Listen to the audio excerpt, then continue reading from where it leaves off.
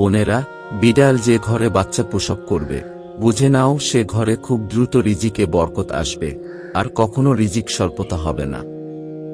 আল্লাহর রাসূল সাল্লাল্লাহু আলাইহি ওয়াসাল্লাম যখন ওযু করতেন, তখন নিজের ওযুর পাত্র থেকে বিড়ালকে পানি পান করাতেন।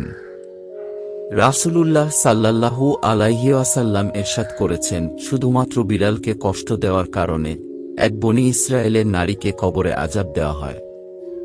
মহিলাটিকে আযাব দেওয়া হয় কারণ বিড়ালটিকে বন্দী করে রাখা অবস্থায় সে মহিলা বিড়ালটিকে পানাহার করতে দেয়নি, তাকে কোনো খাবারও খেতে দেয়নি, যার কারণে বিড়ালটি মারা যায় এবং এর ফলে তার কবরে শাস্তি নেমে আসে।